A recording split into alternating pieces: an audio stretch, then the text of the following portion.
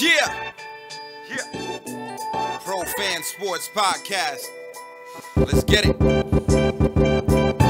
fans, tune into the program. Every single week, get the dope, fam. Sean on the mic, very flat too. Keep you updated, that's what we do. Pro fans, tune into the program. Pro fans, tune into the program. Pro fans, tune into the program. Every single week, get the dope, fam.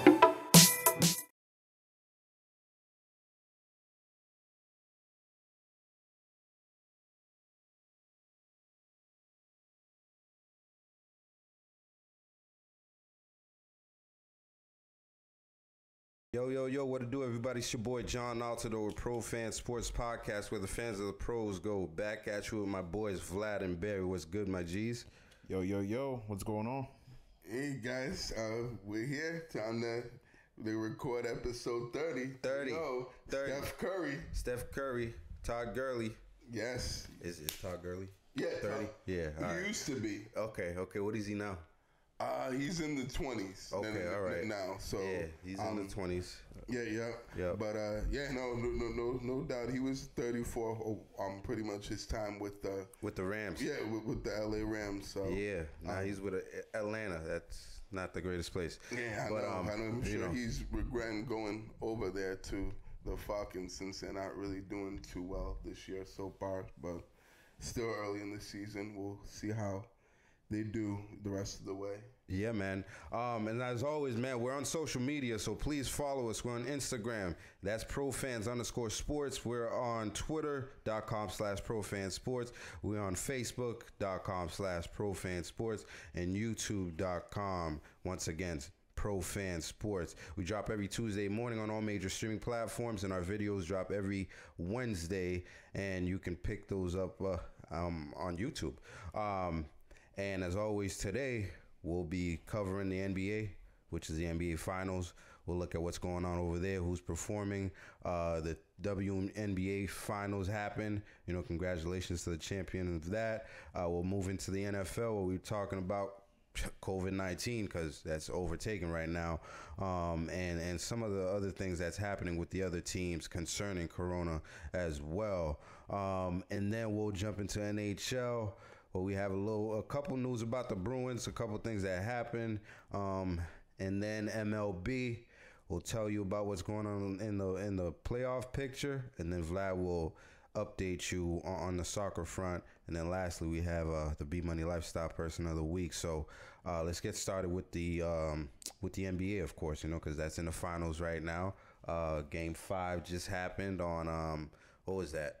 On Friday night. Yeah. Happened, yeah. Game 5 happened, and a lot of people thought that was gonna be it, right? The black Mamba jerseys, the all black jerseys, came down to the wire, but alas, there is a game 6. So, what are you guys seeing in the series? What do you guys think about the series moving forward? I mean, it's been a more entertaining series as of late. After game 2, the series started getting a little bit more entertaining. I've been rooting for Miami the whole time, and I was really excited that they won on Friday. I'm hoping they can take the finals to game 7. I think that will make it worthwhile. And if it goes to game 7, I think Miami will definitely take this. But if it doesn't, obviously the Lakers won, which will be this Sunday. Yep. Barry, what are you seeing? Yeah, it's certainly been a much, closer and more competitive series than I anticipated. I remember I said last week on the podcast we did that I, thought the Lakers were going to close it out in 5 games, and didn't see the series going past game 5, which, obviously didn't happen, with the Heat winning, on Friday night against, the Lakers. And, they've certainly been playing, with a lot more harder lately, and with a lot of, grit and heart, as, the that's the team that we, expected, to see play, and that has played pretty much all season, particularly in the playoffs.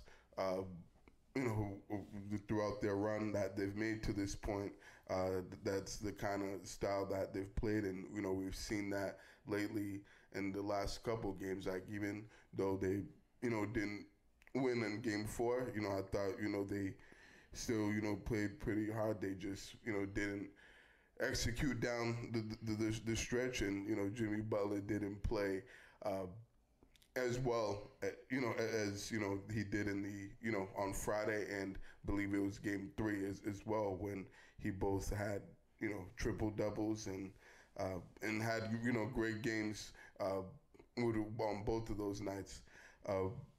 But with him being as great as he's been, and that was an incredible and impressive performance that he had, particularly on Friday night, playing 47 minutes, scoring 35 points, and having another triple-double, like pretty much playing the whole game and not taking any breaks. And you could see at the end of that game, like, he was tired and like beat, because he was just giving it his all and leaving it all on the floor and playing his heart out. And I respected, I've always respected Jimmy Butler and the way that he's played, and how hard he plays and his mentality. But especially after what we saw on Friday night with the performance he had, that made me respect him a whole lot more, as well as the rest of the team.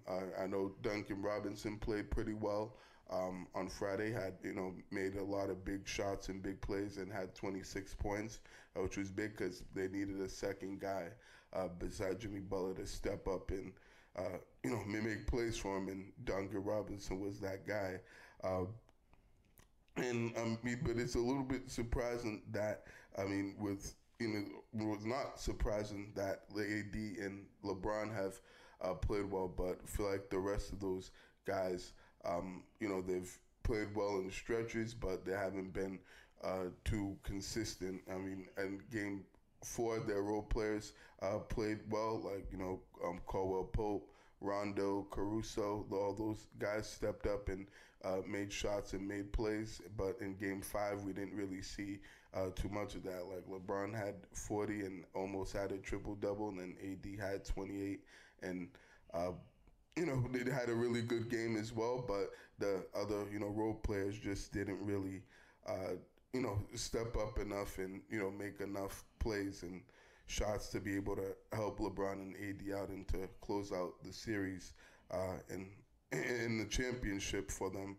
So hopefully, we'll see that on, go on Sunday night, since they play on Sunday, Game 6. So we'll see how that goes. But I think that's what's going to need to happen if the Lakers are going to, win this series and close it out in Game 6, is that the role players are going to have to step up and, make plays and, hit shots when they get their opportunities, like they've done in the 3 games that they've won, particularly in Game 4. But if that doesn't happen, then who knows, Miami could possibly push this series and force it to a Game 7, even though I think the Lakers will probably end up closing it out in 6 games tonight and, and winning the championship. But we'll see how it turns out on Sunday night. Yeah, I think you pretty much broke it all down, man. So Jimmy Butler has two triple doubles this finals. Correct. Which it's big, you know what I'm saying? And what I'm seeing is that, pretty much Jimmy Butler has to have, 35 or 40 for Miami to win. Well, you know he what I'm needs saying? to have a triple-double for them to win. Yeah, he needs to do everything, you know what I'm saying? And I'm not like a huge Jimmy Butler fan, but you know what, man? Like, if you watch sports, man, and if you're into competition, this guy's like, we talk about on this show how if you're gonna play these games, you gotta give 100%, man. And I think there was the shot in the last game where he goes up for a shot and gets fouled, and then this dude had to like go to the the end of the I don't know, what do you call that railing stuff, and he was like, kneeling over, like the dude was tired, you know what I'm saying? That's what I'm saying, and and we go back to like Joel Embiid talking about I still have more to give. It's like, Jimmy Butler has nothing left to give. Right. That's what we're talking about. You know what I'm saying? I think he only had like 48 seconds of rest. 48 seconds of rest. Unbelievable. And this is a guy that has a foot issue. Yeah. You know what I'm saying? Right. Like, He's not 100% that's not himself. lost on me. You know what I mean? The guy is not 100% himself, and he's making every play, his hands pretty much on every play. Right. He's stealing the ball, from LeBron to AD, like stepping in front of stuff. He's sticking his nose everywhere in that game. And if he doesn't do that, his team's not going to win, man, because, I think they're overmatched, and I think they're still young as far as like their role players. So, it's pretty cool to see Tyler Hero stepping up one game and then Duncan Robinson doing another. But those guys haven't been consistent, and they have to all be consistent, actually. And Bam has to have a better game. Bam definitely has. I thought Bam didn't play well last game at all. No. But he did miss 2 games. With the shoulder and also issue. that was his first game back. That was his first game back, and you know what, man? Like, it's not like he spent 3 days not playing and his shoulder's fully healed. It's like, bro, there's still stuff there. You know what I'm saying? I do expect him to play better game 5 and game 6 and game 7. If there is a game 7. Yeah, man, I think I'm with Vlad, man. Like, if there is a game 7, I don't know if the Heat are gonna win, but like they're gonna push it, bro. Like, it's not gonna be easy. If there's a man. game 7, I'm gonna put all the money I have on Miami. And you probably win a whole lot of money. He's really gonna bet against LeBron and AD and I game just 7 if it gets to that point. Wow, I don't agree with you guys. I don't see the Lakers losing 3 games in a row. That's what I don't see. I don't see that either. You know what I'm saying? Like, right. So you mean to tell me they're gonna take all 3 games? Like the way it's looked, bro. If the Lakers don't win tonight, yes, I'm picking Miami. It's just too much momentum, too much that the Lakers have given up so far. You have to close out games, and we've seen it this playoff series when you let teams come back from down 3-1. It's almost like a lose situation for you in game 7. Yeah, it's a problem. You know what I'm saying? But I just don't think Miami's gonna win it. If I just don't see them winning 3 games in a row. Yeah, you know what I'm saying? Like the Lakers choking and like blowing. That would be this series in the finals that badly. Right. With epic proportion. You know what I'm saying? Right, exactly. Especially with everything that's at stake, and that's on the line, with that team in that franchise, and to be able to choke and come up short and not get it done this year and winning the finals, I would be appalled if that happened. I just really don't see that happening. But I mean, you never know. Yeah, you never know. Cleveland did it one time. You know what I'm saying? Right, and LeBron was on Cleveland right now. The other thing that happened. Right. The other thing about it is the Heat's wins, they have come to like the last shots, you know what I'm saying? Yeah. And I feel like, even if they've played like their best, it always comes down to the last shot for them, and I don't see them surving another 2 games with that, you know what I'm saying? I think so. If you win game 5 when AD went out with the slight ankle injury or whatever he had, Miami went up by 11 points, and it shows you where Jimmy Butler is really the one-man show over one-man wrecking crew with the Heat. And if Adebayo was healthy and Adebayo was playing the way Adebayo was playing, I think it would be a closer matchup for both teams. And I think if Adebayo can play a lot better in Game 6, I think I'm gonna give the Heat a chance of winning Game 6 if Adebayo plays better. I think the Lakers definitely took the fact that Adebayo and Goran Dragic was the first game they lost. Yeah, 'cause I feel like they didn't play as hard as they should have. When they lost that game, it was and I think it's because they, hey, these guys are out. This should be, good for us. And then Olenek came in, Miles came in, Leonard came in. You know what I'm saying? And they did the job. But you know what? I think for all sports lovers, man, if it goes 7, I think we're all gonna be happy about that. You know what I'm saying? Game 7 in the finals, nothing like it. There's potentially 2 NBA basketball games left this season, so I think we'd all enjoy whatever happens, you know. But the other thing too with the Mamba jerseys, that whole stuff motivates the Heat too, yo. I thought they made a huge deal about that shit. I'm like, oh, they're 4-0. I'm like, all right, here they go. They about to lose. You know what I'm saying? Really? I mean, I can see what you're saying, but I thought that would motivate the Lakers more to actually want to win and close that series out wearing those jerseys and honoring the great and late Kobe Bryant. And that, but I felt like that was a little disrespectful, you know, because they made the announcement, we're going to wear the black jerseys. Yeah, oh, shit, everybody's like, they're going to win. It's over. The series is over. I think it definitely motivates the Lakers, but I think if you're a Heat player, you're like... That motivates you too, like even more. Like, what the... F them jerseys. So you guys are just going to throw a jersey on it. I love Kobe, and I've been watching Kobe forever, but them jerseys don't give you extra strength. You know what I'm saying? Right. You know what I mean? Yeah, man. And you know, the Lakers suffered. I mean, the Lakers could have won that game, man. And of course, we're talking about the Danny Green missed shot, man. And you know, LeBron, Danny Green, and Markieff Morris, but they've been getting the uglier smoke. Oh yeah, they've been getting the shorter end of the stick on that play. Yeah, and you know, absolutely. With LeBron being in his position, he's definitely going to be looked at, you know, as the guy that should have taken the shot. You know what I'm saying? And he definitely took a lot of shit for it this week. But he did everything. He scored 40 points, almost had a triple-double. The whole team was on him.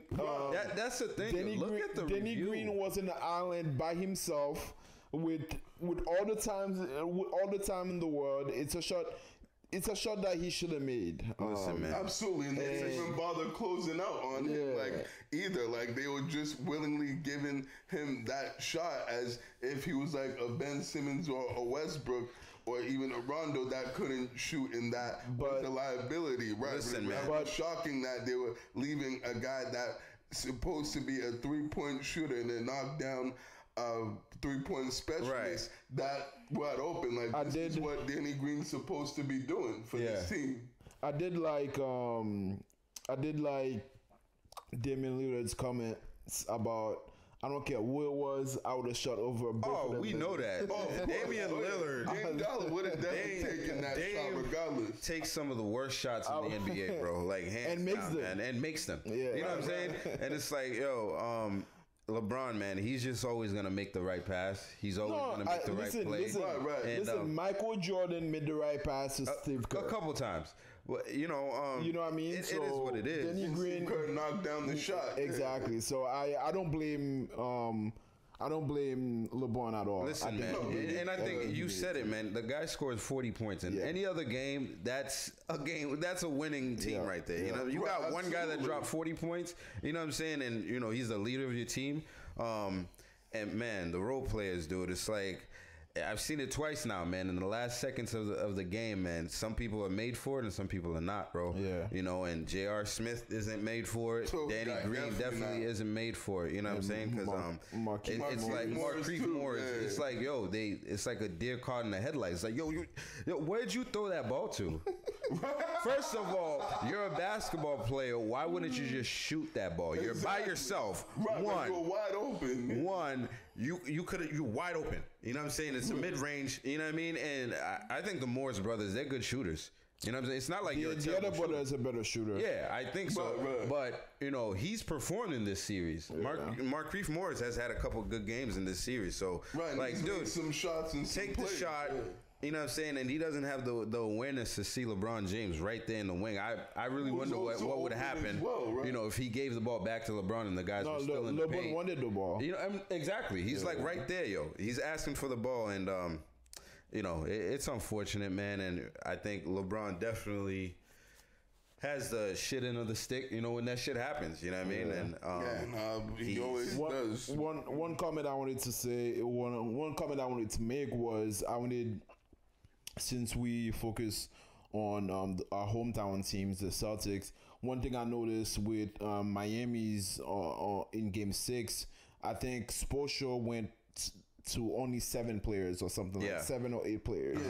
And that's one thing I always like in the playoffs, not just in the finals, in the playoffs period. You know who your guys are. If you can shorten the rotation and you can give the guys that are playing well good minutes, I feel as though that gives you a better chance of winning. And sometimes, especially when you're in an elimination game, it's important to, even the guys that you think it's helpful for them to give a rest, it's important for them to be on the court because they're the one that's gonna win you the games. That's right. And I feel as though that's what they did with Jimmy Butler. He was on the court for 47 minutes or whatever it was, and it gave the Heat a chance to win. And I think Brad Stevens should think about that, especially if you're in an elimination game. Elimination games don't come every year. You know what I mean? Chances don't come every year. Sometimes you have to sacrifice everything to get to the next point. And I think that's important. And I think that's something Brad Stevens should look to for the future. Yeah, Brad is definitely notorious for going deep into the bench. Way too deep. Sometimes mad early. Listen, I know we were all watching the games, and when Semi Ojeleye goes in the game, like, what do we do? Like, why is this dude on the court? Like, what are we doing? You know what I'm saying? And listen, Grant Williams, I mean, I like Grant, but it's like sometimes, like, what are we doing right now? Listen, man, you're a basketball player, man. You're playing 47 minutes. I don't care. You know what I mean? Look at Jimmy Butler, you know? At least 45. At least, right. Like somebody like absolutely. at least 45, man. Yeah. Like game 6, like either Tatum or Kemba should have played at least 45 minutes. Yeah, at least. Without question, absolutely. You know what I mean? Tatum should be playing 47 at least, dude. Like, I don't care. Listen, you are 22, my guy. You're 22. You know what I'm saying? Like, listen, this is a few games. You're going all out. I don't care. You know what I'm saying? I'm not taking you out the game. Even if you ask for coach, I need to be like, no, you're those guys, I mean, those guys should want to be on the court. Listen, like, I bet you Sports Show would have been, you wanted like a minute of rest. He's like, no. He's Listen, like, I'm good, man. Season's on the line. We need to win this game. I'm going to be on the court, win or lose, like, but we're going out with me being on the court, and that's what it should be. How it should be for JT and the other guys on the Celtics, and that's having the Mamba mentality, and that's definitely something that Jimmy Butler, without a doubt, has in his game, and he showed that on Friday night. For sure, man. When we call timeouts, dude, sit your ass down, do something. Put an ice bag on your head or some shit. You got 30 seconds, motherfucker. Like we got shit to do, man. Right, we got a championship to win, right? Yeah, but I'm definitely excited for Game 6 on Sunday. Hopefully we get another thriller, man, and we'll when that time comes, we'll see who got the biggest cojones, man. Yeah, right. I mean? Absolutely. Once you can handle that pressure, yeah. Right. There's a couple things a lot of haters are chatting up about, especially like the majority of the population. They aka the Trump supporters. The guys that are boycotting every game. That's being played all year. So the NBA Finals, they've had the lowest ratings so far since 1984. Yeah. Right, and that's been like a huge deal. People, like Donald Trump, nobody likes to watch that no more. Nobody wants to watch it. I don't even know who's playing. Like, yeah, you do, bro. You fucking know who's playing. Yeah, exactly. How'd you know LeBron was in there? Why are you making comments about LeBron? Exactly, right. About that, though, I just like to point out, like, all the ratings are down. It's not only the NBA. You know what I'm saying? So like they like to point out to the Black Lives Matter stuff, like the reason that's happening. And I think some of it is partly because of that, but at the same time, the ratings are just down across all spectrums. I didn't even think about the Black Lives Matter when I saw that. I just thought the NBA are playing in October. Yep. And the NBA finals are usually in June. In June, yeah. And it's just a weird time. It's Corona, like it's just like so many things are. I personally don't think it has much to do with the Black Lives Matter. I could be wrong, but I don't think so. I just think it's the time that we are playing right now. We are playing in a year that's unlike any other. it's and also TV ratings have been down Everything is across down. major sports all the way across. And unfortunately, it's affecting the NBA as well. I didn't expect it to be that low, but I think, and also I think there's also the fact that Miami is in the finals. Yeah. Miami doesn't have that many star power. Yeah. You know what I mean? The main star power is LeBron, and some people hate LeBron, and also the first two games were such a slaughter that people like. The first two games sort of turned me off as well. Yeah. I mean, I still watch, but it sort of turned me off as well. But I do think it's the year that we in, Corona being here. It's just so many things contribute to the. Yeah, I think also the fact that everything's virtual, right? So we're all in front of screens like pretty All much day, all every day, day, man. yeah. And that shit gets exhausting, man. I've never felt that before. It's like, yo, you're working and it's like everything's on Zoom. You're just sitting there, man. Screen time, you know. Like I feel like, you know, that gets to people. You know what I'm saying? Just like sitting there in front of some shit all day, bro. You know, and I think that's definitely a factor as well. So.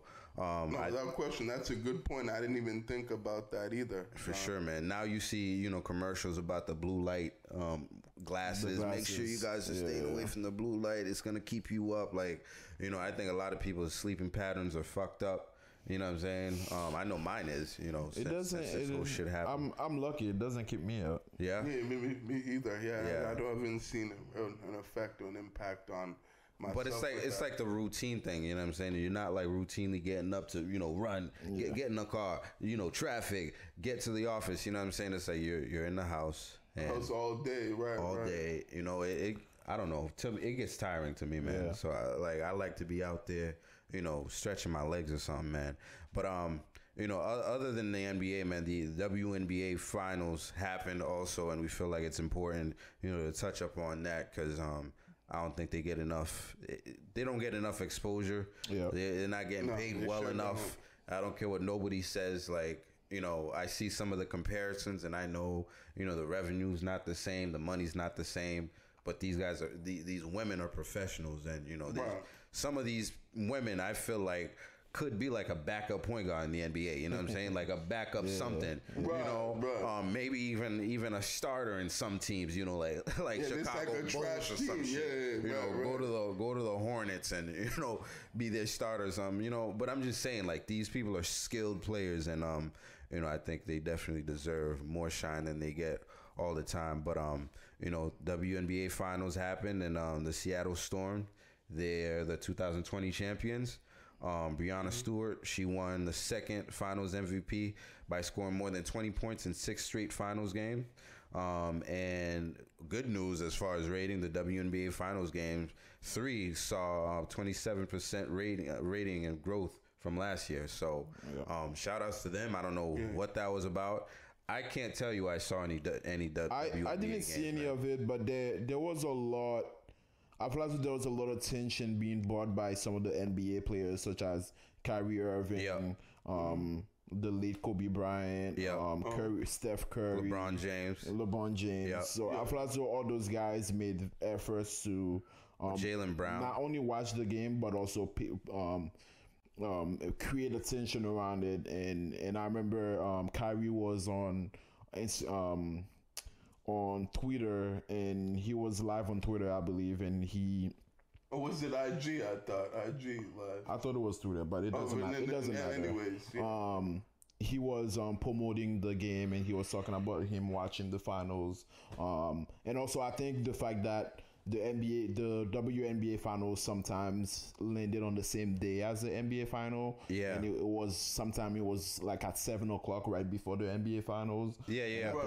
I think that also, like, people were watching that as a lead up to the NBA finals.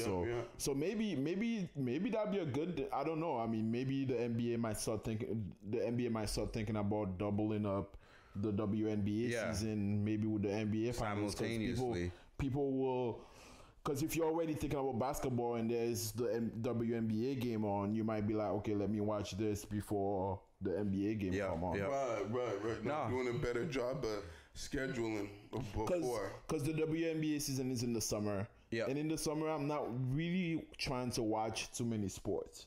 Yeah, well, people are traveling. We don't have time to be in the house. It's warm weather outside. You know, we're barbecuing. You know, we're partying outside all the time. You know what I'm saying? So a lot of people are not watching sports in the summer. And that's also, a factor for the NBA too, why the ratings are down. It's like not a sport we're used to watching in the summer. Yeah. You know what I mean? Right. And especially with COVID and stuff, people are like trying to social distance. You know, you don't have all the people, tuning in, the usual basketball parties, whatever happens. You know what I'm saying? A lot of factors, man. But I'm glad, that happened for the WNBA. Congrats to the Storm. Congrats, man. Congrats. Sure. Brianna Stewart, Yes, yes. They swept. It was in Vegas. Yeah, the Vegas Aces. Yeah, they swept sweep them Vegas. 4 games straight. 3 games straight. Listen, if it was 3. Oh yeah, right. 3 games. Yeah, good. Call on that. If I'm gonna lose the finals, I'd rather be swept. Like, you crazy. We're going home, man. Like, Damn. No, the last game was a slaughter.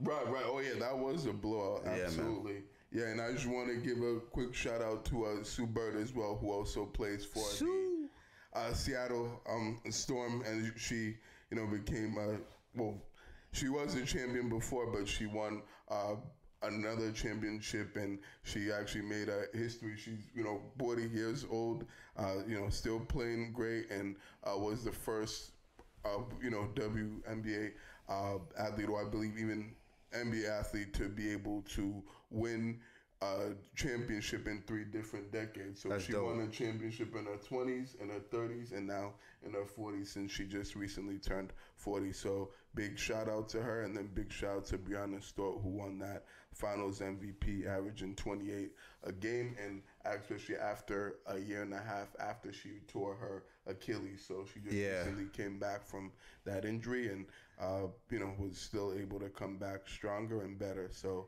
big shout out to both of those ladies, former UConn Huskies, that called out and did their thing. I remember Brianna Stewart in college, man. She was definitely a beast, man. Ooh. You know what I'm saying? So she was a problem. I'm definitely not surprised to see what she's doing in the WNBA. And I definitely should tune into more WNBA games. Yeah, for sure. I need to be more cognizant of what's happening with that league, period. But let's move to another league. We're gonna move into the NFL, where unlike the NBA, where the NBA thought of a bubble, the NFL, it's just too big to actually have a bubble unless you're gonna rent out a city or something. It's just too big, man.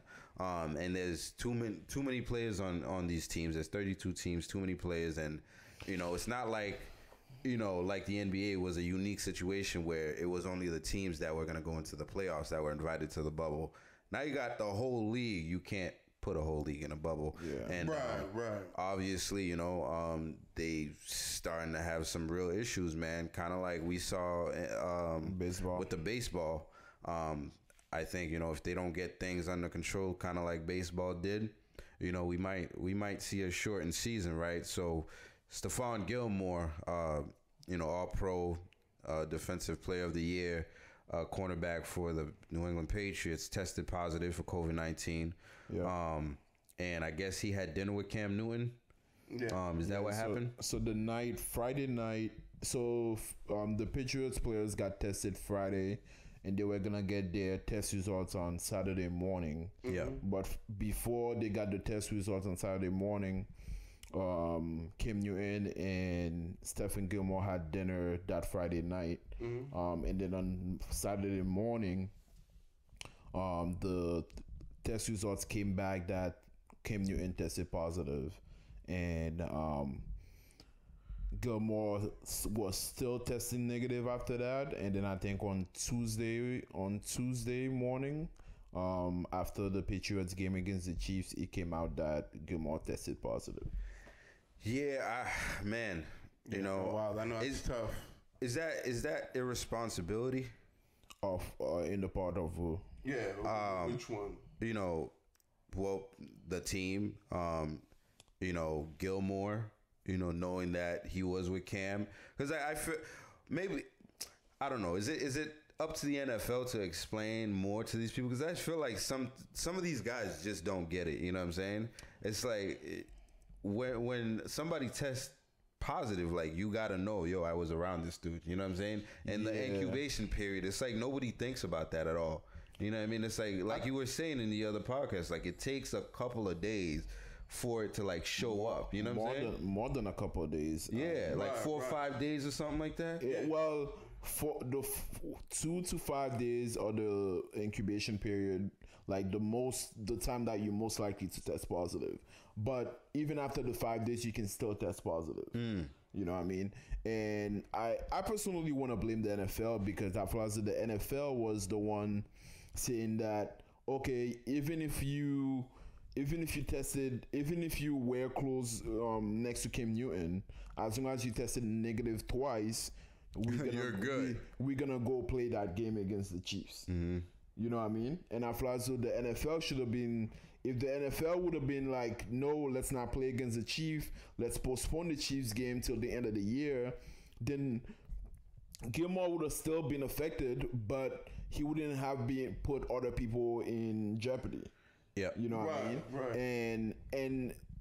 And so what happened was the NFL was saying, okay, anybody that had a high contact with Cam Newton, they go on a different plane, and the people that didn't have a lot of contact with Cam Newton go on one plane. Yeah. So what the Patriots did is they put Gilmore in the plane that high contact with Cam Newton. But it just wasn't smart. Like, No, you guys have had high contact with Cam Newton, right? So you guys go on this plane, and then we're gonna get on the field, and we're gonna smack all be each other and for 60 minutes. All right, we're gonna sweat on each other, but like when we leave here, you going back on that plane too. Stephon Gilmore, you know, the famous picture going on this week was Stephon Gilmore with Patrick Mahomes. Patrick Mahomes embracing really close to each other. That's where I think that's where the irresponsibility on Gilmore's part comes for me, because it's like to me, I feel as though the NFL told him, yo, you test negative twice, go play. So no, I get it. Who cares? I mean, if he was in the field already. He was on the field already, like tackling guys, breathing over guys. So what's the difference with him just saying hi to another player? He's not even. I bet you at that time he's not even thinking about that. Listen, man. For me because personally, he's already been touching everybody else. Everyone else on the team. Right, I think it was. I understand people. I'm not like one of those crazy. Patriots fan that think the league is out to get the Patriots. Definitely not. I just think the league mishandled that situation by having the teams play. Like right now, the NFL should be shut down. Yep. Like in my opinion, absolutely. In my opinion, like let's stop everything. Let's get this shit figure right. Out a plan. Let's get this shit right. Let's postpone the game till November. Let's find out a solution. Yep. Right, no question. And I think the NFL is very money hungry right now. Desperate. For sure. They're postponing the Patriots versus Broncos. Denver game till Sunday. And then the Denver was supposed to play Miami, so that game is being postponed to another week. Like, what are we doing? What are we doing? Like, do we care about the players? Do we care about the product that we put on the field? Do we care about the people that are getting affected? Like this is gonna keep going. Like, the Patriots didn't have somebody tested positive on Friday. They didn't have somebody tested positive on Saturday. And then Sunday morning, they got somebody that tested positive. Yeah, exactly. So at any time of the day, another person is going to test positive. So what are we doing? Yeah. No, somebody on the Chiefs got tested positive a couple of days ago. You were saying somebody else on the Bills got tested positive as well? I believe it was the Titans. The Titans got tested positive. Another one. The Titans closed their. Yeah, exactly. The Titans closed their. Another one. The Titans closed their facility again for like the 5th or 7th time in like a week. Listen. But yet they still get to play. I know we don't know yet. Are they really? Because supposedly their game's scheduled on Tuesday, but we don't. It's still right. It could be canceled and postponed. Right. But right now they're supposed to. No, that game is most likely going to be postponed because this morning, Sunday this morning, they closed the Titans facility. So they could do another positive test. Right. That game will most likely be postponed. So it's a shit show. Yeah, no, it for is. sure, man. No question, but absolutely, it's man. Terrible. It's a nightmare, disastrous, and embarrassing, and and horrendous look on the NFL and the PA and stuff, that they're not doing a good job on taking care of these guys and making sure that that their health and safety is at a priority, because it clearly isn't. Right. And I know Jason McCourty, the defensive back for the Patriots, that's exactly what he was saying. He was like, they're at a point where the players have to take it into their own hands to take care of each other and take care of themselves, because the NFL and the players organization, the players association, really doesn't care, and really is not doing a good job of taking care of us. So it leaves it to the players themselves to be able to do that. And as we've seen, on some of these teams, the players aren't doing a very good job of that. Even on our team, it was unfortunate it happened with our team, the Patriots. I think that it was just bad, timing, and a little bit of irresponsibility, between, Cam Newton and Gilmore, because I know how Cam Newton got it. Someone had told me this week when I was having a conversation with them about the Patriots, that apparently Cam Newton got it from taking a trip to a mall to go buy him a new hat. We don't know that, man. No, that's a reliable source actually. Listen, how can you confirm that? You confirm? Like, you can't. We don't know that. A doctor cannot confirm that. How can you confirm that? Well, that was the only time he stepped out of his house. Man. During quarantine. That was the only time he's left, was to go to the mall to go get him. That could have came from anywhere, man. But no, that's not the only time he went out. He went out Friday night. But before Friday night, that was the only time. So before Friday night, that was the only time he went out. He never went out. He never went out to get food. Nope. Oh, guys, someone to do that for. And what about that person that gets the food for them? Like, you cannot confirm when somebody got it. It's just. Like, I get it, this is the New England, we like to talk a lot, you know what I'm saying? We like to think we know everything, but you just can't confirm that. I know that has been confirmed, though. No, only thing you can confirm is Cam went to buy a hat. That's all we can confirm. We don't know who he came in contact with when he bought a hat. We don't know who he came in contact with. I don't know when he went and did gas. So, like, we don't know any. Like, I don't know if he has a driver. I understand what you're saying. I understand. The guy's a millionaire. You know what I'm saying? We know he has staff in his house. Brady used to drive his car all the time. Yeah, but Brady used to drive his own car all the time. He got in an accident. He did that one time. That's right. Cam Newton got into a car accident in Carolina. Cam Newton doesn't know the area. You know what I'm saying? Not everybody has a GPS. Everybody has a GPS. But all I'm saying is, I understand what you're saying, Barry, and I understand that you're saying you have a reliable source that told you that's how he got it. But even Cam Newton cannot say that's how he got it. Listen, the doctors can't tell you that's how you got it. Oh yeah, that one time you went to the mall.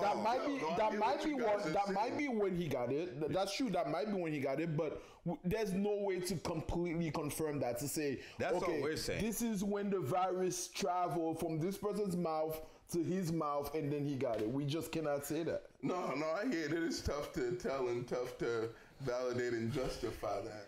Listen, man, I think if I'm a player, I am educating myself as much as I can on the coronavirus, and I'm taking shit, in my own hands. You know what I'm saying? Like, listen, if I know I came in contact with Cam Newton, there's no way you making me come to practice. You know what I'm saying? Like, to me anyway. Eventually, I'm gonna test positive. Exactly. Yeah. And if you believe the science, this is gonna happen.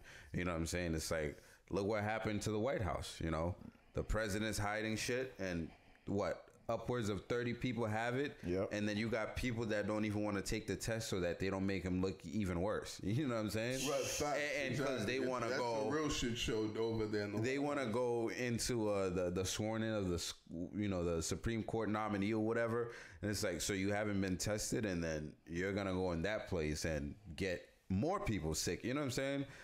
It's just a wild situation. If I was a player, I'd definitely be looking to just looking to educate myself and being as precautious as possible. And I definitely agree with Devin McCourty, like you were saying, man. Jason McCourty. I think it was both of them that was like they're on their podcast, and they got to take care of themselves. You know what I'm saying? Because clearly the NFL is not looking out for them 100%. They're looking out for the bottom line, which is the money. Yeah, you know their bread, right? They don't give a damn about the players and their staff, right? That works for them. Yeah, so the Patriots right now are essentially on a bye week, right? So last week they closed the facilities for 4 days and then came back for that 1 day, which, to me is just they like came crazy. back Saturday. You know what I'm saying? And came back Saturday, and then today, this morning, and then the next day they got shut down again. Yeah. And this week was supposed to be their bye week, so they're on it. Yeah. So they basically had 2 bye weeks. Mm-hmm. You know what I mean? And the game, they postponed the game till Sunday, but we don't know what that's gonna be like. Yeah. It might be Sunday, but we don't know how many more players will get it from today and next Sunday. We don't know how many teams will also be affected from today to next Sunday. By midweek, the NFL could shut down. You know what I mean? That's true, right? You think Donald Trump could give him Regeneron? Like,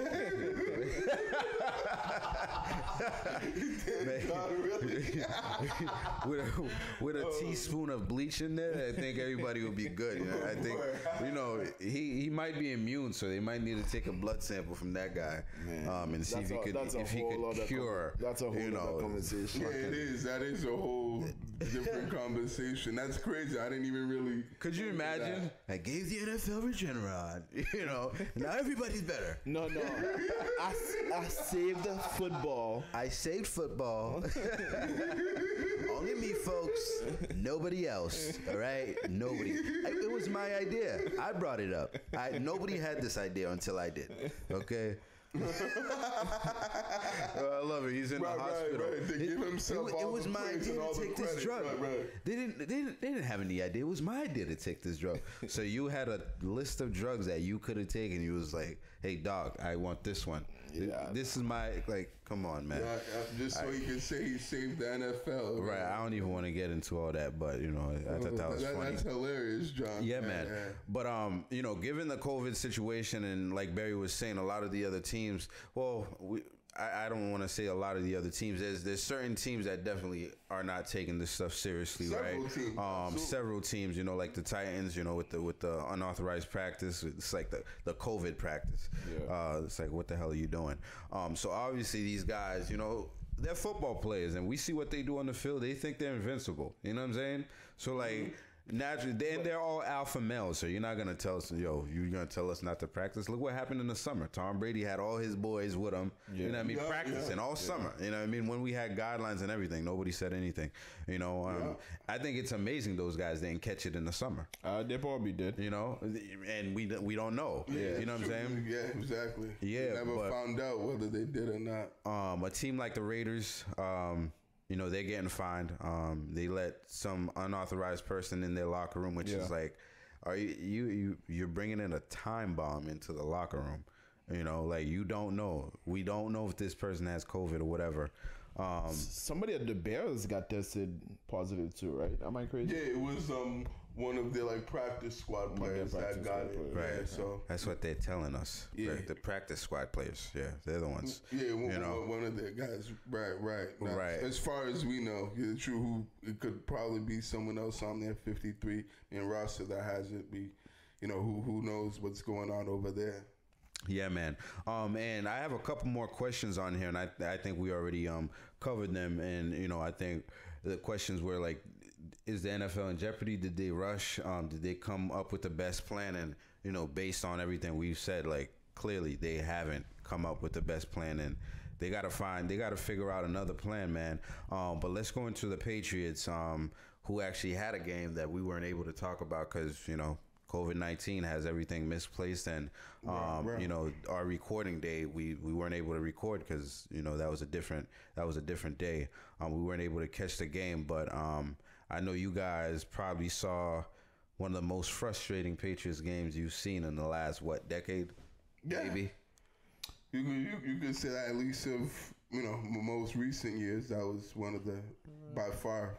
I don't think frustrating and disappointing game without question. Well, I think 2019 was definitely a frustrating year to watch, but at least we were winning. Yeah. You know what I'm saying? Right, but I just never thought I would see a game from a Bill Belichick coach team to do what it did. Granted, the defense played lights out. Oh yeah, lights out.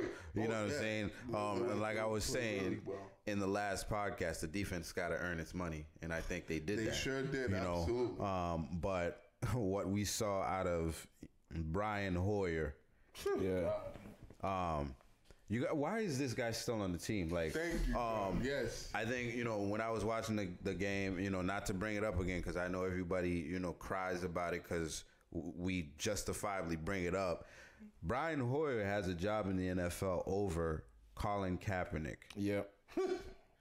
And that's I saw you posted that on Facebook this week, but that's facts. I know, shaking my head on that one. Seriously, ridiculous. Like, the guy's been in the league 11 years. 12 years. 12. This is his 12th year.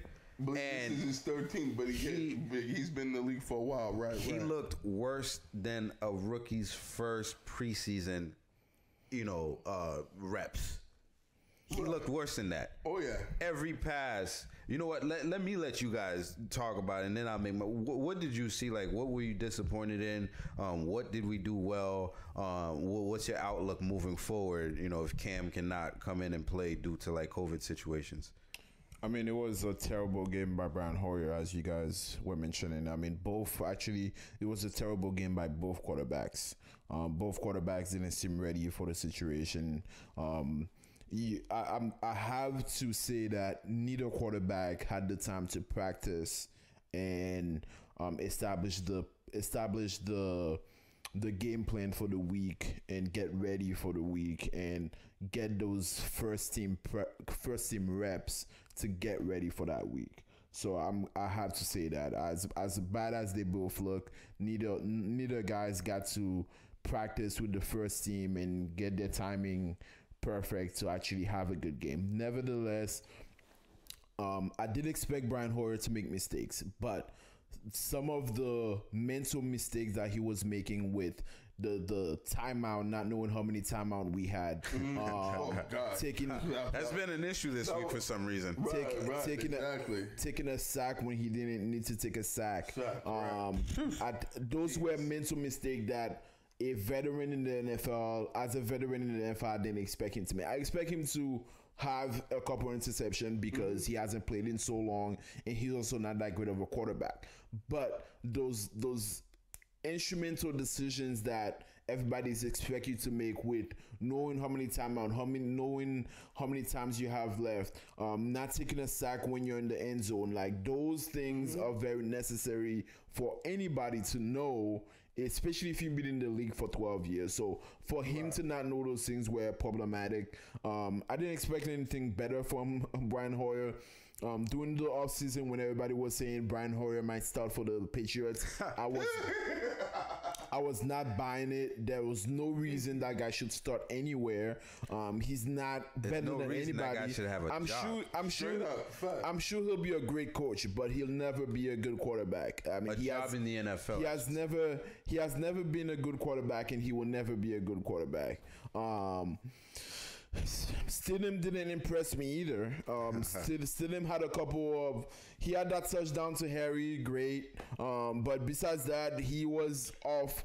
He wasn't good either. He had some really bad throws. He had a pick six and another. He almost threw another pick in the end zone. Both guys didn't play well. I personally think Stidham should start. I think that's a no-brainer for me because Stidham is the young guy. He's the one learning the offense. He's the one that they drafted. He's the one that they need to see what they have in him for the future, if they have the guy for the future in him, which it doesn't look like right now, but you never know. Brian Hoyer is the guy that he's already rewarded his legacy in the league. His legacy is he was somebody's backup for a while. Yeah, that's his legacy. That's so, it. Right. So I think they should give them an opportunity to write his own legacy and to show what he can do and where he's at as a quarterback. Yep. Yeah, I mean, Vlad pretty much hit on all the points there. Yeah, we know how bad this guy was. This guy was absolutely straight trash and waste management. Like what we saw last Monday night against the Chiefs from him, like, geez, that was pathetic. That embarrassing. Like, I get the guy didn't practice all week and didn't take any reps, but as a backup quarterback in this league, your job is to stay ready at all times and be ready for when your number is called, because you never know when you will get your opportunity. And if you do get your opportunity, you better take advantage of it, because you don't know when the next one will come. And he certainly didn't take advantage of that opportunity that he had on Monday against the Chiefs. I mean, the guy just made, some really, some really horrific decisions and things that, you shouldn't do at all in this league as a quarterback. I mean, he's didn't have any sort of pocket awareness or awareness of situational football. And as we know, Bill Belichick's biggest thing is he's always big on fundamentals, and he's always big on situational football, being aware of the situation in terms of the down and distance, where you at on the field, how many timeouts do you have, like what kind of play do we need to run, and what in executing when you need to execute, particularly if you're on the other half of the field in the red zone, and the execution was just absolutely atrocious and abysmal, particularly when they got into Chiefs territory. They were in Chiefs in the red zone twice, in 13-yard line or inside the 13-yard line twice, and they came away with 0 points. Like, I honestly don't know how that happens. Yeah.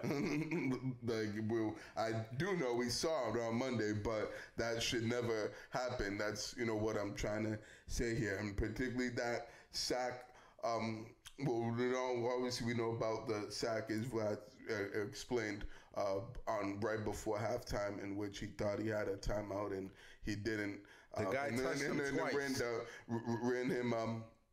Ran out the clock, and they didn't end up getting a field goal on that. But that second sack was just as bad. The one where they were in the red zone, they were driving. They had, I believe, about a 13-play drive, and they were moving the ball, and it looked like they were in good position to score. And then all of a sudden, he, takes a sack, and it was a strip sack, and, ends up losing the ball, and the Chiefs end up recovering. Like, that was bad, not being able to have that, sort of pocket awareness. I get he hasn't played in a while, but just being aware of, a guy, rushing you and being, at least stepping up a little bit and trying to avoid that rush and throw it away if there was nothing there. The fact that he wasn't able to do that is, as a veteran that's played a while in the league and as much knowledge as he has on the game and stuff. It's like this is football 101. Like, this is basic shit and basic things you should be able to know and figure out during the game. And the fact that he wasn't able to figure it out, like John said, I don't think he should be here on the team right now. Like, I don't know what the point is if the guy's not able to, be able to get those things right on the field.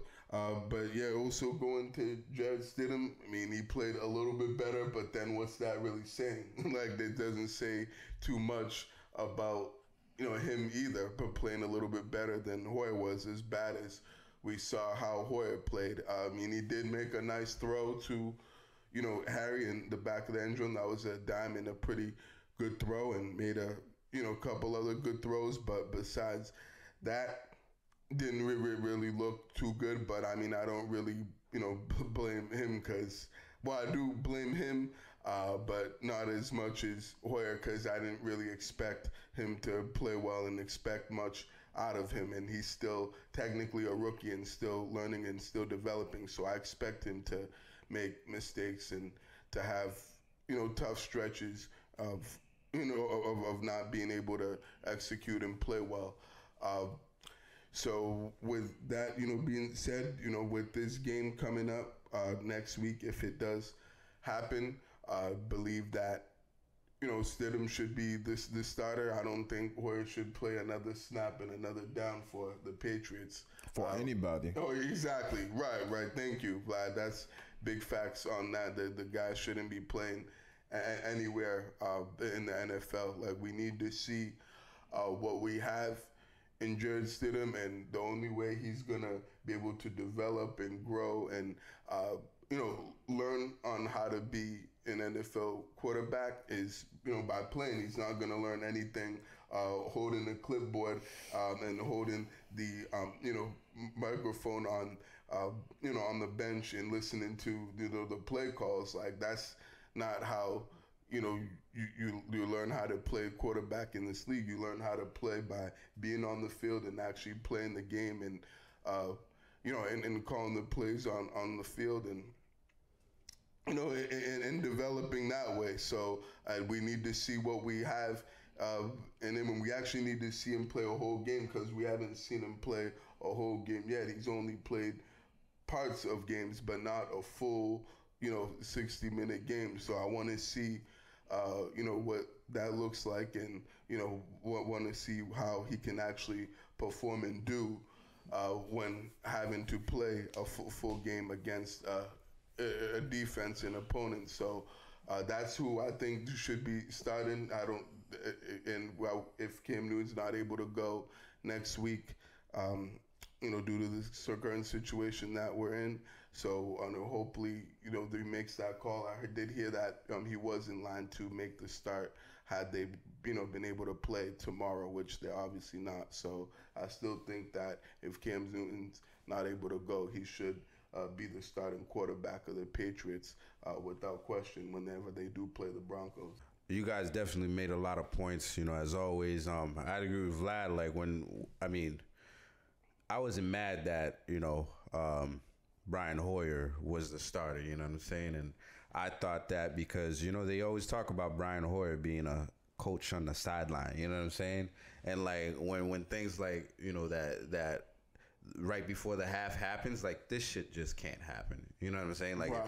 You can't have that kind of name, attached to you and shit like that happens. Yeah. You know what I mean? It's like, right. Like, that's elementary shit. You know what I mean? Like, that's plain Madden right there. You feel me? Like, and I'm hearing that Josh McDaniels was actually like in his helmet, yo, don't fuck this shit up. You know what I'm saying? He actually said that to him, and maybe he got panicked or something like that. Maybe he panicked because did you see Josh's face after that happened? After he took that sack, Josh, even though the guy had a mask on, you could see like how pissed he was at that. He was tight. How can you panic though? All you had to do is throw the ball away. Yo, exactly. Throw the ball away. Like if you get 3 points, everybody would have clapped. Listen, absolutely. It would have been a 6-6 tie ball game. I don't think any of us here wants to see Nick Folk kick the ball, but I think we were all confident that Nick Folk could have made that game a tight game at that point in the game. You know what I'm saying? Because we were in the 20-yard line, close to it. Yeah. You know what I'm saying? Like we were well there, man. It wasn't like this dude was gonna have to make a 45-yarder or something like that. It's like, yo, take the points and go home, man. Something yard field goal, right? Where I disagree though is I wouldn't have Brian Hoyer come out and start the second half. Because like he had a whole half to show you any kind of life, man. He put two throws together and then some shit would happen. Yeah, but I think when it comes to Bill, he doesn't want to I think he wants. I think the reason why Stidham didn't start that game is because he wants Stidham to earn the starting position. Okay. To the backup position, and I think if you let him know at halftime, hey, you're gonna start, I think it's a little bit too easy. I think Bill likes to throw people in the middle of the game. So like, hey, which brings me to the question. What the fuck did Brian Hoyer show you in the summer to make him the backup? You know, Brian Hoyer didn't show you anything more than he... No, hold on. Let me tell you. Brian Hoyer didn't show you anything more than he usually does. Stidham didn't show anything. He was injured. You know what I'm saying? Not just he was injured, true. But even when he wasn't injured, he didn't show you enough for him to earn the backup role. Man, because if he did, he would have earned the backup role. I don't know, man. I think Bill Belichick likes the veteran players a lot. You know, he prefers that. We've seen it, you know, for 20 years now. That's what he does. He'll always go with the veteran, man. But to me, if I'm controlling that, it's like, yo, you know, I'm throwing Stidham in the game. You know what I'm saying? Just because. Like, we have to show some kind of life. And it's not like Stidham played well either. Like, people act like, you know, they're like, yo, he should have started the whole game. The guy threw 13 passes and he threw 2 picks. Yeah. Okay? So one of the picks was Julian Edelman's fault, yes. Right. But at the end of the day, at least the BOTD on that one. But that other one was awful. Right. That was terrible. At the end of the day, still on his record. He almost threw 3 picks. Yeah, he almost did. He even got lucky that other ball that you were talking about wasn't a pick. Yeah. And I feel as though Brian Hoyer made better decisions. I feel like Brian Hoyer made better decisions, but I feel like Stidham clearly has the better arm. Oh yeah, no, like 100 times better. I'm like, yo, he looked like he makes NFL quarterback throws. Brian Hoyer is airmailing everything. Everything was high. Everything was high. Dude. And you know, again, man, like Vlad was saying, not to, you know, act like that's lost on us. The guys didn't have a practice all week. You know, they're not there to, you know, work on their connection, work on their timing. You're doing virtual stuff. You know, you're going through. Even this week, they wouldn't have had. Yeah, you're going time to practice on the field. Right. You're going through COVID protocols. Like, there's really no time to do anything. You know what I'm saying? But it's like, man, you know, Jared Stidham did play with a lot of those guys in the offense last year. You know what I'm saying? Maybe he had like a better connection. Yeah, but it's like it's literally that day, like a day before the game that you knew you were gonna, you know. Listen, man, like a couple of days. Can you imagine what this team would be like if Cam Newton didn't sign? I mean, 2-14. Crazy. Like, that shit is scary, man. Looking at that game on Monday was scary, bro. Scary because, like, that was like, God, we signed. Holy shit, bro. That is what we would have put on the field. But we got to give credit to the defense. The defense kept us in the game. I saw a lot of people saying that if Cam was in, we would have won the game. I don't necessarily agree with that. I think it would have been a tough game. I don't know if we win that game outwardly. I think we would have had a better chance of winning, but I don't know if we win. I think we win that game 100%. Yeah, no, I don't agree with that. I don't think so. They win that game. If Cam Newton plays. Listen, last Kansas City. I think if Cam plays, it's a whole different game. As an offense, Kansas City scored 19 points on us. I know, but that's it. It's a whole different game. I think. I mean, Bill Belichick had a brilliant game plan. Yeah, you know? He did. And I don't think the Chief defense is good enough to stop Cam Newton all game. And, I mean, dude, we were almost tied in the half. You know what I'm saying? I don't think we only scored 3 points in the first half if Cam Newton plays that game. If the defense plays exactly how it plays and Cam Newton is still there, I think we go in the half with at least 20 to 6. Once you put somebody else in the game, once you know Cam Newton is starting, the game starts. Like the Chiefs would have played the game differently. Like so many things switch that I don't think the Chiefs would have played as bad if Cam Newton started. See, I don't know. I think you adjust in people. You know, when you watch sports, that happens all the time. Like you adjust your game plan based on your adversary, based on who you're playing. again, sometimes even though you're a great team, since you're playing a team that's lesser than you, you kind of play them at their level. And I think if Cam Newton was starting, I think it would have been a different do you think game. that's what happened with the Chargers? Because the Chargers almost whooped them. Right, exactly. I think that does happen. You know, and with the rookie quarterback. They still ended up winning that game. They still did, but I'm just saying, like, And Kansas City hasn't been playing like the best ball for the last couple of weeks. Right, you know what I'm saying? In the Ravens game, I'm not saying we wouldn't. The Cam Newton couldn't beat them. I'm just not gonna give it right away that Cam Newton would have won. If Cam Newton plays that game, I think maybe not 100% because anything can happen, but I think 75% chance say we win that game. Well, let's hope the NFL season continues and there's a postseason and we play them in the postseason and we'll see how that goes. Right. Right, and there's one thing I wanted to point out in that as far as have Cam Newton had played, the Patriots would have won. Like we saw how effectively the Patriots were able to run the football against the Chiefs without Cam Newton. Yep. Damian Harris had 17 carries for 100 yards in his first game, and they had as total about 185 rushing yards. Now imagine having Cam Newton on the field with Damian Harris and these other running backs that were running the football. How much better they would have ran the ball, and that was not only without Cam Newton, they were also without David Andrews and Shaq Mason as well, two of their best run blockers and best offensive linemen, and they were still able to run the football down their throat pretty much the whole game and almost rush for 200 yards. So I do feel like had they had Cam Newton, their running game would have been a lot better, and there would have been a lot harder for the Chiefs to be able to stop. And they already had a tough time stopping the run with him not on the field. So I feel really good about their chances if we do play the Chiefs again. With Cam Newton, and had he played, they possibly, I wouldn't say he would have guaranteed, or they would have definitely won, but I'd probably say like 80% that they would have won had Cam Newton played that game. But we won't know until they play later in the season if they do play each other in the playoffs, God willing, with this whole COVID-19 situation in the NFL. Yeah, man, for sure, man. But like we were mentioning earlier, the Patriots do play the Broncos, and shoot, at this rate, we don't really know. I mean, we know the game's going to be scheduled for next Sunday. But are they actually going to be able to play? Right? Anything can happen from now till then. You know what I'm saying? But we want to do a quick little preview. We could see Drew Lock back.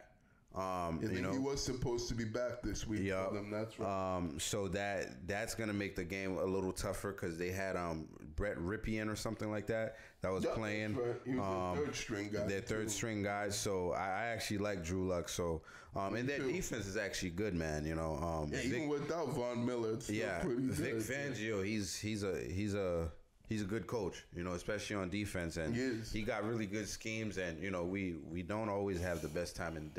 They're actually gonna come here, so that point is null and void. I was gonna say we don't really have the best luck in Denver, but we're not gonna go there. Yeah, thank God. Thank God. Right. But what do you guys see? You guys think we can take that game? What do you guys see the matchup? What do the Patriots need to do to win the game? I think the Patriots can win that game with the quarterbacks that they have now, even though they both suck. I think hopefully Stidham starts that game. I think the Patriots will definitely rely on the running game.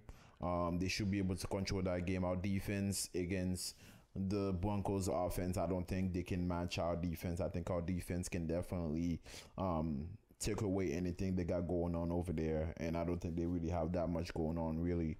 So that's a game I see us winning. If it ends up playing, I can see us winning that game 21-10.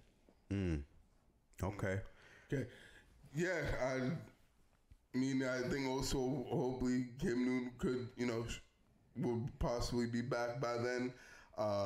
It'll be nice to, have him back on the field, especially with what's transpired recently within the last week. But if he isn't, I still think this is a game that the Patriots should win. I think it'll be, it look closer and tougher than that. They, would probably win by one possession. I feel as if usually, either rookie quarterbacks or young quarterbacks typically don't do well against Bill Belichick defense, and I feel like with the way the Patriots defense is playing right now, they're playing pretty well, particularly after with what we saw against the Chiefs last week, and I certainly think that the Denver does have some good young players, good young playmakers, but I think that's something the Patriots will be able to, defend and game plan for.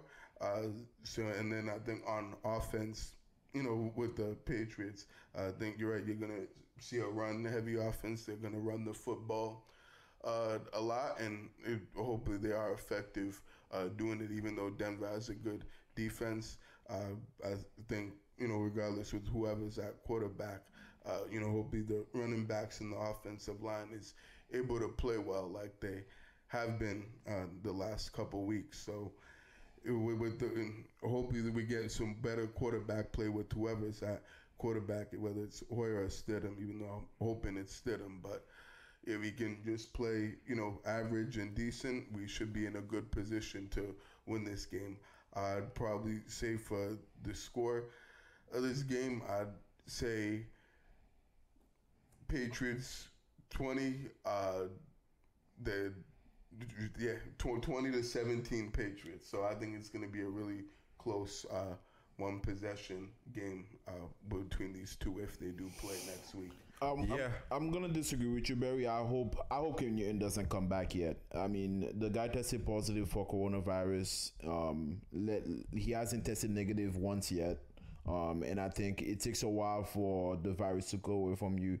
Don't go in the field affecting other people.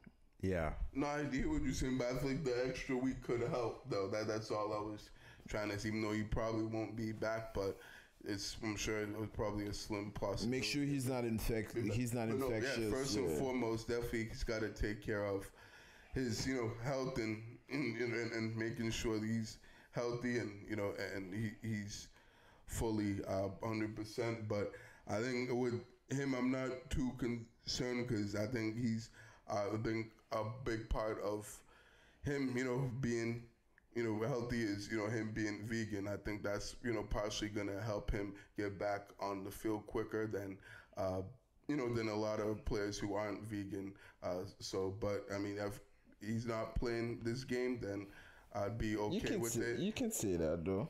Listen, man. Vegan? The whole thing. I think that helps. I honestly think that really do. I don't think that helps with corona. I think what Barry's thinking about is like the healthier you are, the better it should be for you. But the virus doesn't work like that. Yeah, you know what I'm like saying? 'Cause it's like it attacks different things for different people, different ways. What I'm saying? So like they still don't yet know like. Vlad could have it and I could have it and I could have totally different symptoms going on. This shit could be attacking my lungs. This shit could be attacking my kidneys. And for Vlad, all he's doing is coughing all day. Yeah. You know what I'm saying? So it's like I hear what you're saying. I know what you're saying. I get exactly what you're saying. Yeah, but and vegan, I hope that's the case for sure. I really do hope that's the case because I have my boy who's a vegetarian and he says the same thing. He's like, yo, if I catch it, I should be good because like I've lived like that healthy lifestyle, my whole life. Point I was trying to say, But then again, we don't. The science. Look at what's happening. You know what I'm saying? Like the symptoms, they're so various. They're so like different for different people. Like we still can't pinpoint exactly what it's gonna do for each individual. It's gonna do something different for each of us. You know what I'm saying? It's like, where I could, like I said the other day, my boy, he's in the gym all the time. You know what I'm saying? He's on a ventilator right now. He's jacked up, bro. You know what I'm saying? Like jacked up in the gym. Like he's doing good today. Tomorrow he took a turn for the worse. Got pneumonia today. Tomorrow his lungs are filled with some shit. You know what I'm saying? It's like we don't know what's gonna happen. It's different for different people. You don't know what we don't know if it's in different strains. We don't know any of that shit. You know what I'm saying? And then again, you got somebody talking about they could be immune and shit, and That's so fucking irresponsible, you know. But No, I for hear what me, you're saying. I think if Cam Newton plays, we definitely take this game handily. I say 30-17.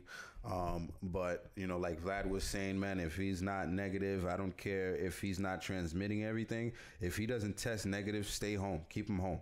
Right, you know what right. I'm saying? Because we still, like, again, we still don't know the science, so we don't know what that's going to do. You know, even if you're not showing signs, whatever, you breathe onto somebody and they're freaking dying or something. But yeah, I of think... course, I want him to test and everything Right. and make sure that it is safe for him to play, not just throw him in there just because they had the extra week off. That wasn't what I was trying to say. Right. I think if we're gonna start somebody else, it should be Stidham, because the guy needs to start getting some experience somewhere. You know what I'm saying? Like we don't have preseason, so like you got to throw him in. You know, and you know, especially if you don't know what you're gonna do with Cam Newton. You know, if you don't have Cam Newton in your long-term plans, which would be fucking stupid. Right, you know, you gotta start playing that guy. And I think even with Stidham, like, we win the game just because the Denver Broncos, they're really young at receiver. They're really young at their skill players, period, except for Melvin Gordon. Yeah. You know what I'm saying? Like, everybody else is like, you know, Jerry Jeudy. You know, he's the rookie, and he's their top receiver right now. Yeah, you know what I'm saying? No offense, he's dealing with some kind of injury, but, you know, given the time that they're gonna get, he'll probably get back on the field. But even him, he's in his second year, and you know what we do with tight ends in New England. You know what I'm saying? So, like, you saw what happened with Darren Waller. So are we gonna be afraid of? Or even Travis. You know, Kelce, even I Travis thought Kelce. They even did a good job. Right. So Did y'all see what they did to Travis Kelce? Exactly. Yo, he got off the line and they just threw his ass on the ground. they just threw it into the ground. He got up like, yo, sit your ass down, man. Well, yeah, then again, that goes to show you how soft he is. Because then I've always knew that he is that soft. I don't know if But I it's feel like soft. so- I I think feel like the so- That shouldn't Patriots. happen. That I agree. That he Listen, shouldn't be getting tossed like The that. Patriots had Rob Gronkowski and Aaron Hernandez, and I think they figured out how to play the tight end position specifically. You know, because you see what they do with all the tight ends that come in. If they have, I remember when Tony Gonzalez came in town, they literally put two guys on him like they would do on like a punt return or something. yo, they're hitting them every time. Yeah, you know, you get off the line of That's when you scrimmage. could do that. That's before they changed up the rules and stuff. That's saying, oh, you can't, touch the guy past 5 yards. That in that era, you could touch him. No, not even in that era. That rule was still there, but before the 5 line, they put two guys on him to manhandle. At the line of scrimmage. Good luck getting to the 5-yard line without being on your ass when you play the Patriots. You know what I'm saying? You get past 5 yards down the field. Yeah, Because you got this guy coming at you that you're supposed to be going, and then you got the linebacker coming to chip you somehow. You know what I mean? And all of a sudden, some lineman is burying you on the fucking ground. So, I don't think we're gonna be scared of Noah Fent, even though he's on my fantasy team and he's done well a couple games this year. But I just think even play. I wonder if he's even gonna play. I mean, look at what happened with the Patriots, man. They had no practice time, and they went out and performed against the Chiefs. You know what I'm saying? Even though we didn't win, they still performed. And I think the Patriots are one of those teams that are just like equipped. You know, their coaching staff is so good. They're so like good at, giving the guys the information. They're going to find a way to coach it, period, and I heard that, a lot of the stuff that they did this week was they had all the guys hydrating the whole time, hydrate all week. Cause like when you come in, we're going to go full force. You know what I'm saying? And, your body needs to be able to hold that, because guys are going to cramp up because you haven't been on the field all week. Yeah. So hydrate all week. And it's like, you don't hear that shit with like other teams, It's these guys know what they're doing. There's no doubt about it. And, so I think that's what's going to happen with them. But that was the NFL and what's going on with the NFL, man. So let's move on into the NHL where, again, the Lightning won the cup this year, so congrats to them. But there's some stuff that happened with the Bruins. One thing that happened, Torrey Krug signed with the St. Louis Blues. The Bruins signed former Predators forward Craig Smith. And then Tuka Rask, we talked about him a little bit a few weeks ago. Tuka Rask made a comment and says he wants to stay in Boston. How do you guys feel about that? Do you guys want Tuka Rask to stay? Tuka Rask, I think, is a great goalkeeper, and I think we don't get as far as we did a couple years ago without him, but we just haven't been able to get over the hump with him. I think maybe we should keep him for another year, but I feel as though if we can get somebody else, develop somebody else, it might be time. Yeah, I think with Tuka Rask, being here in Boston, I don't know if I want to see that, the long term. I think since they really don't have another guy who can play as well as he can at net when he has his head, straightened out and actually wants to play, probably they should, maybe keep him for this year. But I think that they should also look to move him if they can, at the, trade deadline coming up as well, and see if you can get something for him and not take that risk and, having him leave and not get anything back for him. So, I'm okay with him being here for the short term, but I think it's, because come to the time where, they need to start looking for another goalie and then moving in another direction, on the net, since, I don't think Tuka should be here for too much longer. Yeah, I agree with both of you. I mean, look what happened in the playoffs, man. Like we were saying, the backup goalie, he's not gonna hold up too long. You know what I'm saying? And right. Backup for a reason. Look what happened. He's been a backup all these years for a reason. So, and we effectively got taken out. You know what I'm saying? So, I definitely want to see Tuka Rask back. Like, are we the happiest with him? No, but is he the best option for us? The guy was like in the in the finals, running for like the goalie of the year. So right. You know what I mean? So he was a finalist for a reason. He's a good goalie. He, like Vlad said, he hasn't been able to get over the hump in some of the playoffs that we played recently. But I think we go as far as Tuka goes. So that's what I think about that. And other things that happened in the NHL.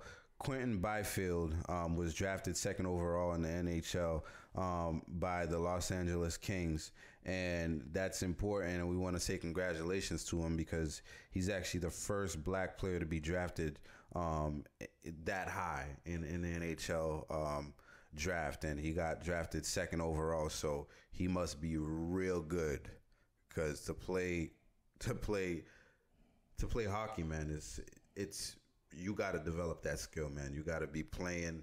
You got to be in there since you were like 4 or 5 years old for you to actually be able to make an impact in the pro level. So to see that, is a good thing, and hopefully more guys are going to be following after that because, you know how we do with the sports stuff. So congrats to him, man. Yeah, for sure. No, it's impressive seeing him being drafted that high. And the NHL says second overall with the LA Kings. Yeah, I hope this kid turns out to, be a star and to be, something in the league and have a successful career and stuff. Because, he must have a lot of talent being that high of a prospect. So, yeah, just hope that, he does well and, and has a good career and does, it's a great thing. So, much respect and congrats to him, without question. Facts, man. And that's going to be it for the NHL. Let's move into the MLB. Some stuff going on. So the NLDS took place, and so the LA Dodgers took it from the San Diego Padres. They got pretty much swept. And then we went into Atlanta Braves versus Miami Marlins, and Atlanta Braves did their thing and swept them as well. Going into the ALDS, Tampa Bay faced the Yankees, and to much of our delight, the Yankees got kicked out. Start spreading the news. Yes, the Yankees lose. The Yankees lost, and then one team a lot of people are not going to be happy about who moved on is the Houston Astros. They beat Oakland 3-1, and they're moving on to the NLCS. ALCS. I got those things switch up. So for the ALCS, it's gonna be Tampa Bay Rays versus the Houston Astros, and then for the NLCS, it's gonna be Dodgers versus Atlanta Braves. So we'll see Mookie Betts again. Yeah, we sure will. We'll see if them signing them put them over the top, and we'll keep you guys updated with that stuff. But let's move on. I'm just one quick thing. I'm glad the Yankees lost. It's been always great to see them lose in the postseason and to see them come up short. So glad to that happened. Sucks that Houston is we're advancing and still playing and has a chance to move on to the World Series. Hopefully they don't, but I think there's a good chance that they will, since they're kind of using that what happened earlier in the season and in the off season to their motivation, and kind of been playing really well as of late. So we'll see if they can keep that going. And then with the Dodgers, it's been really good for for them in the postseason, particularly with Mookie playing. They haven't lost a postseason game yet, and they're looking pretty good right now. So I think that's probably going to be really good for them moving forward, even though they're facing the Braves, who are tough and have really good pitching. And we'll see if they can be able to shut down the Dodgers lineup, who's a pretty good lineup. So it will be two good matchups, I feel like, with the championship series, and they'll it will be interesting to see if they Dodgers and Astros do match up in the World Series, since there was some drama going on between those teams earlier in the season. The Dodgers and the Astros, you said? Astros and, thank you, Vlad. Yeah, that's what I meant to say. And since they played each other a couple years ago in the World Series, and the Astros ended up winning that, so we'll see if they can possibly get their revenge, the Dodgers, and win it this time around. Yeah, man. We'll see. I'm not mad at Houston, for making it where they're making it, because they've gotten a lot of shit the last, deservedly so. And if you were that good, show us. If it was only the cheating that got you there, then that comes up. But if they're going back to whatever they're doing, was it cheating, or are they that good? Because I'm pretty sure all these guys are trying to find an advantage, within the game. So I'm not mad at them. So good luck to whatever's going on with them. But let's move on to the soccer. Vlad, hit us, please. Yeah, so the New England Revolution are 2-1 in the last 3 games. They lost to New York FC 2-0. They lost to Philadelphia 2-1, but they won against Chicago 2-1. They are currently in 7th place in the Eastern Conference, and I don't know. Hopefully they can keep that up and make it to the playoffs. As far as other club goes, it's the international break. So there's a lot of countries playing each other at the moment. Some of the notable games were the UEFA Nation Leagues, where Spain beat Switzerland 1-0, Germany beat Ukraine 2-1. For the CONMEBOL qualifiers, Argentina beat Ecuador 1-0, and Brazil beat Bolivia 5-0. So next week, I believe France is playing Portugal on Sunday, and there's a lot of other games going on that I'll be updating you guys next week. This is always a soccer segment, but one thing I wanted to mention, this morning, this morning Sunday, the final for the French Open, the French Tennis Open was played. It was Nadal versus Djokovic, and Nadal beat Djokovic to win his 13th French Open, and that's a that's a record, and he also tied Federer for 20 Grand Slams, and it's just an incredible thing that he's doing over there in the tennis world. I know we don't usually talk tennis on the podcast, but I just wanted to mention that. It's big. It's big. Yeah. It is a pretty great and awesome accomplishment. So yeah, shout out to Nadal on winning the French Open. These guys are still balling, man. Yeah, it's pretty amazing, dude. Like, I feel like I've been hearing about this dude for like the past decade, man, at least, bro. Like, and he's still doing big things. And he won that 3-0. Easy. Wow. Djokovic didn't win one set. Quick work. Wow. Yeah. That's crazy, man. It is impressive. Like the first set, he won 6-0. Wow. Second set, 6-1. Last set, 7-5. Hey, it was an incredible performance by Nadal. Go work. He won the French Open 13th time, and the second person that won it the most is 6th time. Wow. So he's GOAT status. Yeah, GOAT status. For real, seriously. So I think he played 102 games in those 13th season. He only lost 2 games. That's dope. 102. That's insane. Wow. That's pretty wild. Domination. Man. Wow. Yeah. Absolutely. Okay. Complete domination. Oh but yeah. No, was that sure. was that all for you? That's it. Vlad? That's it, man. Okay. Some exciting stuff we got coming up next. We actually have some questions of the week. We actually got 3. So without getting too crazy into the answers, our first question is from Aaron Lawrence from Houston, Texas.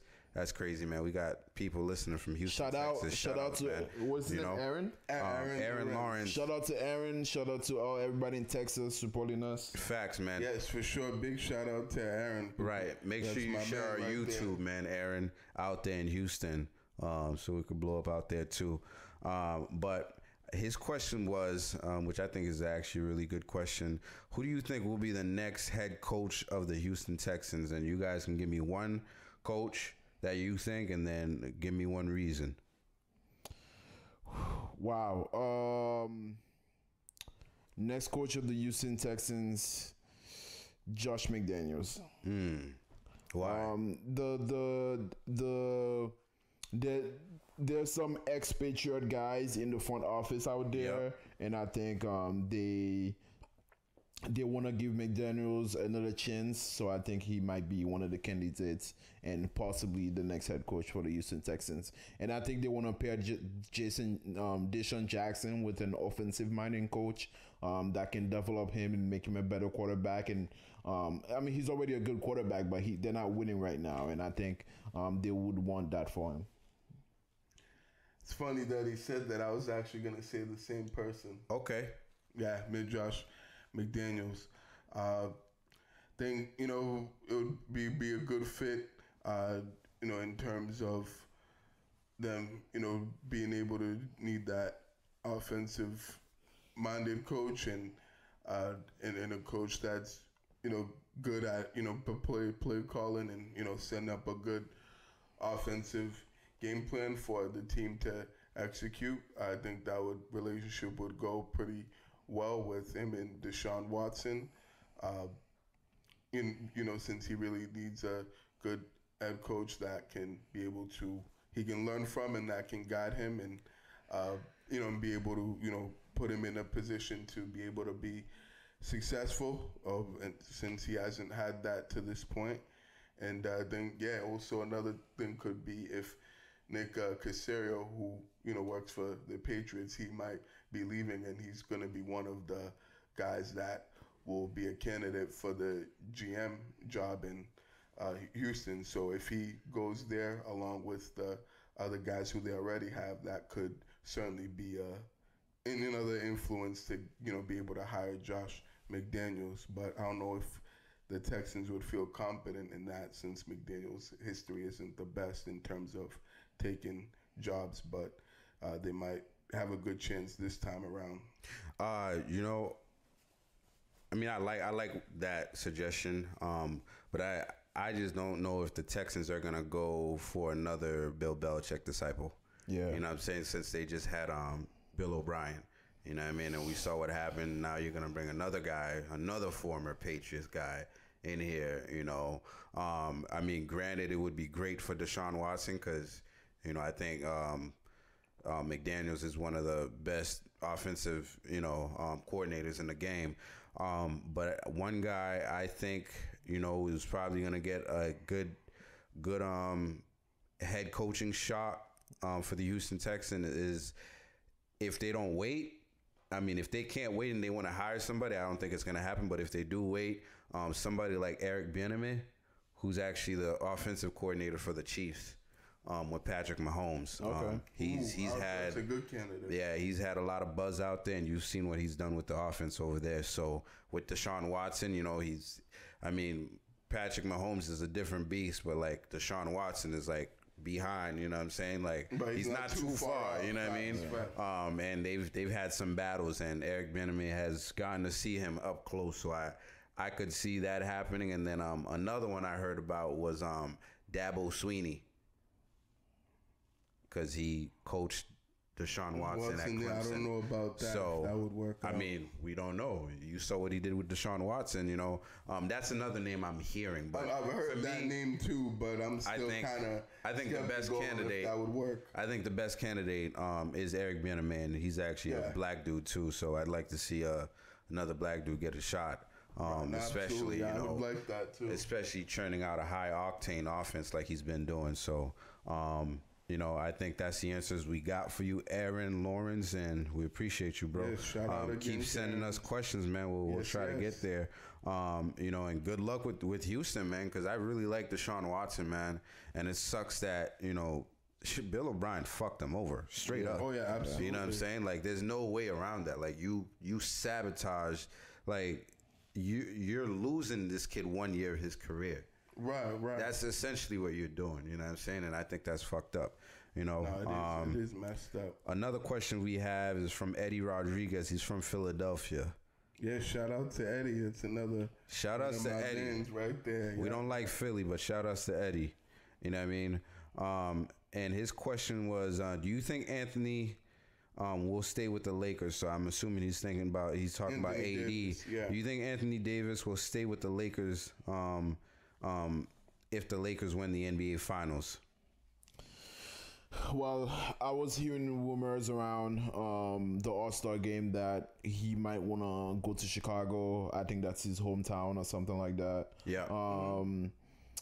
I don't see him going to Chicago. There's nothing going on out there. Yeah. I just don't see it. I see him staying in LA. He has LeBron James next to him again, and they can make it another run. So I don't see him leaving. Yeah, I don't see him leaving either. I agree with that. I don't think there's really any other teams or options out there that would be appealing for him to want to leave, and that would be in a better situation for him to be able to win and contend and compete for a championship than what he's in right now with the Lakers. So I think he'd be pretty dumb and would not be a good and smart move for him to leave LA, and particularly if they do win it this year. So I think, and he's pretty much in line to be the guy once LeBron does retire and leave the team. So I think he's pretty much going to be their franchise player, and he's playing like someone that's worthy of that. So he'll definitely be there if the Lakers do win the championship this year. Yeah. I agree with you guys. And plus, he actually already came out and said that he'd want to play with LeBron for 9 more years. You know what I'm saying? So, and we know LeBron's not going to go anywhere for the rest of his career. So I think Anthony Davis ends up re-signing.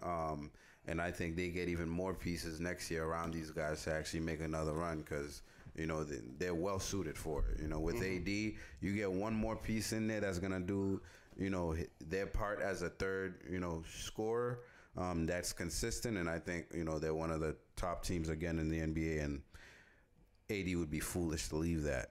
You know what I'm saying? Eddie, thank you for your question.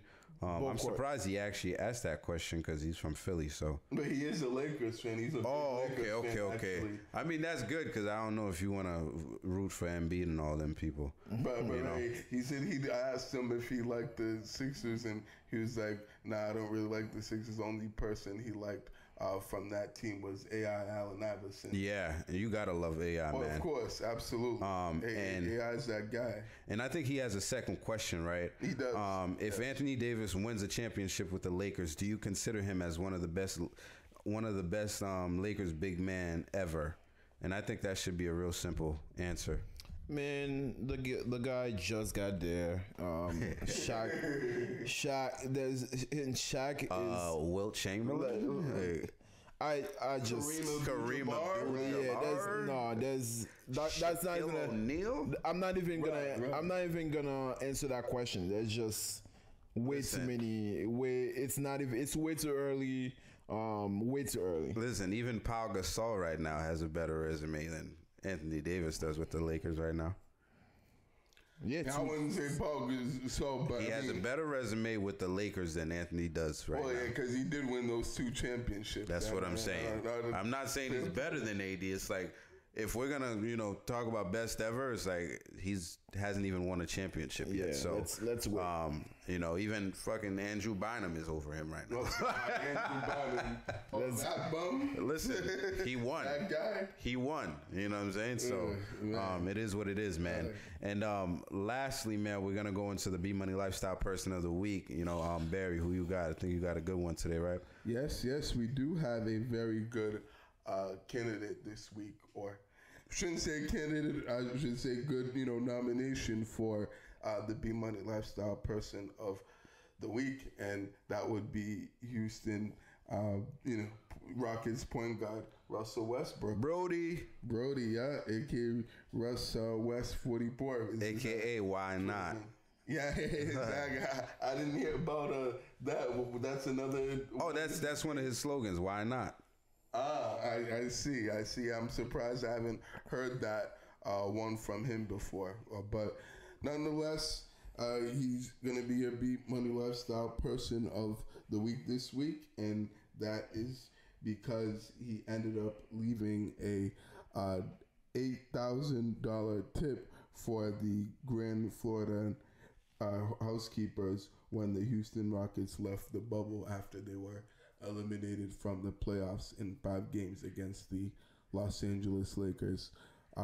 So that was, really generous and really cool for him to do that.